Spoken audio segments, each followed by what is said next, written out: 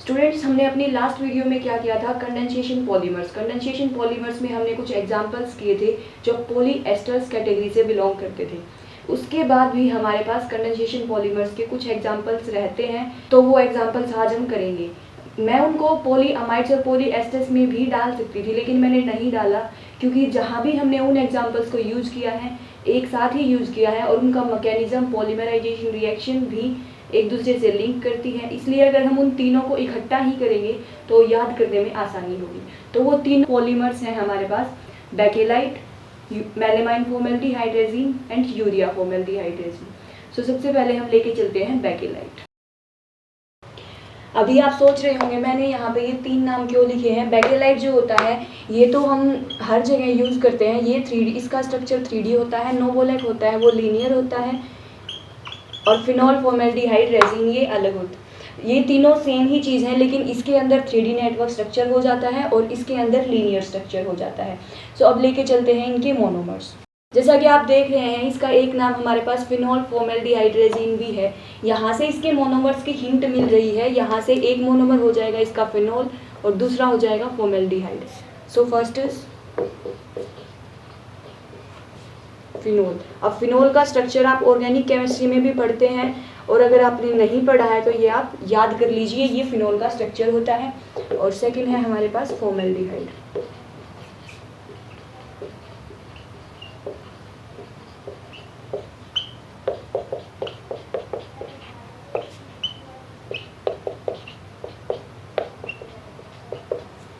Formaldehyde एक carbon containing aldehyde होती है, इसलिए हमने इसके लिए फॉर्म वर्ड यूज़ किया है और फॉर्मेल्डिहाइड का स्ट्रक्चर ये होता है। तो ये हमारे पास इसके मोनोमर्स तो हो गए। अब इसकी पॉलीमराइजेशन रिएक्शन जो है वो बाकी हमने अब तक जितने भी पॉलीमर्स किए हैं सबसे डिफरेंट है। इसके अंदर पहले एक रिएक्शन होती है, उस रिएक्शन के बाद उस रिएक्शन के प्रोडक्ट्स फॉर्मेल्डिहाइड के साथ फिनोल के साथ रिएक्ट करते हैं और उसके बाद पॉलीमराइजेशन रिएक्शन होती है। तो अब देखते हैं इसकी पॉलीमराइजेशन रिएक्शन का पूरा मैकेनिज्म। ये वो रिएक्शन है जो पहले होती है पॉलीमराइजेशन रिएक्शन से पहले। अब इस रिएक्शन का मैकेनिज्म मैं आपको समझा देती हूँ, उसके बाद पॉलीमराइजेशन रिएक्शन तो बिल्कुल ईजी हो जाएगी। सो लेके चलते हैं इस रिएक्शन का मैकेनिज्म। ये भी फिनोल है और इसको भी हम फिनोल लिख सकते हैं। इसके अंदर जो ये रिंग है, इस रिंग का मतलब होता है अल्टरनेट में डबल बॉन्ड। तो यहाँ पे अल्टरनेट में डबल बॉन्ड्स हैं, इसकी वजह से ये दोनों सेम हैं। अब अगर आप इस फिनोल में ध्यान से देखें, हमारे पास ऑक्सीजन है और ऑक्सीजन के पास फ्री इलेक्ट्रॉन्स हैं, जिसकी वजह से ये इलेक्ट्रॉन डोनेटिंग ग्रुप है। डोनेटिंग मीन्स किसी दूसरे को इलेक्ट्रॉन्स अपने दे देना। तो ये ऑक्सीजन भी सेम यहाँ पे ये इलेक्ट्रॉन्स इस बॉन्ड को दे देगा, नीचे वाले को। और अब यहाँ पे देखिए ये कार्बन है, अगर इस कार्बन के पास ये वाला बॉन्ड आ जाएगा तो इसकी वैलेंसी 5 हो जाएगी। तो उस वजह से ये वाले जो इलेक्ट्रॉन्स हैं इस बॉन्ड के, ये वाले इलेक्ट्रॉन्स यहाँ पे आ जाएंगे।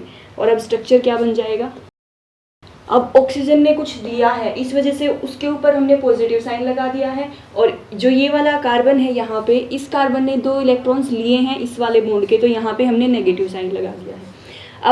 अब ये वाला जो नेगेटिव जो ये साइन है, ये वाले इलेक्ट्रॉन्स आगे चले जाएंगे। अगर ये वाले इलेक्ट्रॉन्स आगे जाएंगे तो अगेन इस कार्बन की वैलेंसी 5 हो जाएगी और जो ये वाले इलेक्ट्रॉन्स हैं ये इस बॉन्ड के पास आ जाएंगे।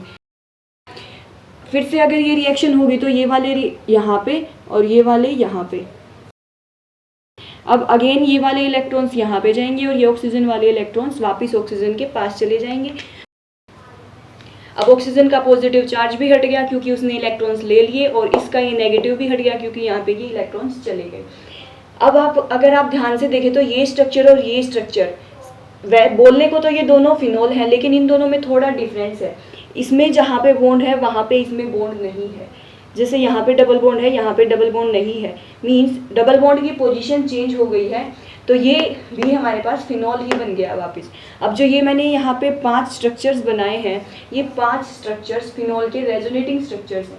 अब अगर आप इन रेजोनेटिंग स्ट्रक्चर्स में ध्यान से देखें तो नेगेटिव साइन किस किस पोजीशन पे आया है, एक इस पोजीशन पे, इस पोजीशन पे, इस पोजीशन पे। ये 3 ही पोजीशंस हैं जिनके ऊपर हमने नेगेटिव साइन देखा है इन 5 रेजोनेटिंग स्ट्रक्चर्स में। अगर मैं ओवरऑल लिखूं तो ये 3 ही पोजीशंस हैं जहाँ पे नेगेटिव साइन आया है। अब नेगेटिव साइन का मतलब यहाँ पे इलेक्ट्रॉन डेंसिटी ज़्यादा है और कोई इलेक्ट्रॉन डेफिशिएंट ग्रुप यहाँ पे अटैक कर सकता है। यहाँ पे इलेक्ट्रॉन डेंसिटी ज़्यादा है। आपको पता हो तो जो इलेक्ट्रॉन डोनेटिंग ग्रुप होते हैं वो ऑर्थो एंड पैरा डायरेक्टिंग होते हैं। ऑर्थो एंड पैरा मीन्स अगर फर्स्ट वाले OH के हिसाब से हम देखें, यहाँ से काउंटिंग स्टार्ट करें तो 2 और 4 पे जो ग्रुप्स लगे होते हैं, 2 वाली पोजीशन को हम ऑर्थो पोजीशन बोलते हैं और 4 वाली पोजीशन को हम पैरा पोजीशन बोलते हैं। तो इस केस में भी यहाँ पे देखिए ये 2 वाली पोजीशन पे इलेक्ट्रॉन है, ये 4 वाली और ये 2 वाली पोजीशन पे, तो ये ऑर्थो और पैरा डायरेक्टिंग ग्रुप हो गया। अब ऑर्थो और पैरा पे इलेक्ट्रॉन डेंसिटी ज़्यादा है, तो यहाँ से हम ऑर्थो और पैरा पे इलेक्ट्रॉन डेंसिटी ज़्यादा, ये रिजल्ट हमें मिल गया। अब दूसरा हमारे पास प्रोडक्ट है यहाँ पे फॉर्मेल्डिहाइड। अब इस फॉर्मेल्डिहाइड में अगर मैं देखूँ, ऑक्सीजन जो है ये ज़्यादा इलेक्ट्रोनेगेटिव है कार्बन से, तो ये जो ऊपर वाला बॉन्ड है, इस बॉन्ड के इलेक्ट्रॉन्स ये ऑक्सीजन ले लेगा, जिस वजह से इसके ऊपर पॉजिटिव साइन और इसके ऊपर नेगेटिव साइन आ जाएगा। अब ये नेगेटिव साइन है और यहाँ पे पॉजिटिव साइन है। जैसा कि मैंने बताया था, इलेक्ट्रॉन डेफिशिएंट ग्रुप्स यहाँ पे अटैक कर सकते हैं वहाँ पे, क्योंकि वहाँ पे इलेक्ट्रॉन डेंसिटी ज़्यादा है। तो इलेक्ट्रॉन डेफिशिएंट हो गया कार्बन, तो अब कार्बन का अटैक हो जाएगा इस पोजीशन पे। ये हमारे पास एक रेजोनेटिंग स्ट्रक्चर है जिसमें ऑर्थो पे इलेक्ट्रॉन डेंसिटी ज़्यादा है, तो इसको लेके मैं आपको समझा देती हूँ। पैरा वाला भी सेम इसी तरीके से हो जाएगा। अब ऑर्थो वाले के साथ जो ये फॉर्मेल्डिहाइड है, इसके अंदर ये इलेक्ट्रॉन ट्रांसफर के बाद जो स्पीसीज बनी है ये उसके साथ रिएक्ट करेगी, तो यहाँ पे लिख देते हैं इसको। अब देखिए यहाँ पे नेगेटिव साइन है और यहाँ पे पॉजिटिव साइन है, तो ये दोनों रिएक्ट कर जाएंगे, तो ये वाला इधर आ जाएगा और प्रोडक्ट क्या बन जाएगा, देखिए ये हमारे पास प्रोडक्ट बन गया है।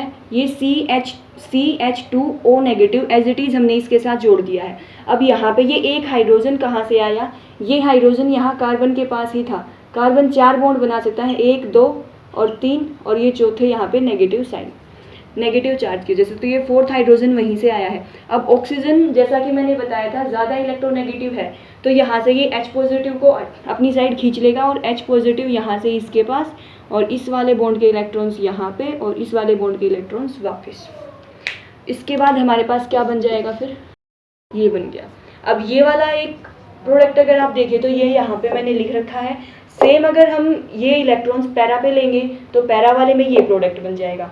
अब इस प्रोडक्ट के बाद ये प्रोडक्ट दोबारा फिनॉल के साथ रिएक्ट करेंगे और हमें देंगे नोवोलेक, जो कि लीनियर होता है, और बेकेलाइट के लिए जो नोवोलेक होता है वो फिर से रिएक्ट करेगा। तो देखते हैं ये रिएक्शंस कैसे होंगी। अभी हमारे पास क्या प्रोडक्ट्स आ गए थे, ये वाले। अब देखिए अगर इस वाले प्रोडक्ट के साथ हम दोबारा फिनॉल की रिएक्शन करते हैं तो हमारे पास प्रोडक्ट क्या बनेगा, तो ये हमारे पास बन गए। अगर इसको हम फिनॉल के साथ ट्रीट करते हैं तो ये हमारे पास इसके प्रोडक्ट्स आ गए। अब ये प्रोडक्ट जो है ये हॉरिजेंटल में है और इसको हम बोलते हैं नोवोलेक। नोवोलेक जो होता है वो लीनियर होता है, ये मैं आपको पहले भी बता चुकी हूँ। तो जो ये है, ये लीनियर चेन आपको दिख रही होगी, तो लीनियर चेन की वजह से हम इसको बोलते हैं नोवोलेक। अब लेके चलते हैं बेकेलाइट। बेकेलाइट के केस में नोवोलेक फर्दर रिएक्ट करेगा फॉर्मेल्डिहाइड के साथ और हमारे पास प्रोडक्ट मिलेगा हमको बेकेलाइट। देखते हैं कैसे। ये बेकेलाइट का जो स्ट्रक्चर है ये 3D होता है, जैसा कि आप अभी देख भी रहे होंगे, ये 3D स्ट्रक्चर है और नेटवर्क स्ट्रक्चर होता है। तो ये हो गया हमारे पास बेकेलाइट। अब बेकेलाइट के केस में जो ये वर्टिकल वाली लाइन है, ये वर्टिकल वाली लाइन कहाँ से आई, जब पैरा पे जो रिएक्शन हुई थी, पैरा पे CH2OH था, ये वाला फिनॉल के साथ रिएक्ट करेगा तो ये वाले प्रोडक्ट्स बनेंगे। और इन दोनों प्रोडक्ट्स के मिक्सचर की वजह से ही जो ये हमारे पास बेकेलाइट का स्ट्रक्चर बना है, ये 3D स्ट्रक्चर और 3D नेटवर्क स्ट्रक्चर बना है। अब ये हो गई हमारे पास इसकी पॉलीमराइजेशन रिएक्शन। अब हम चलते हैं इसकी प्रॉपर्टीज और इसके यूजेस पे।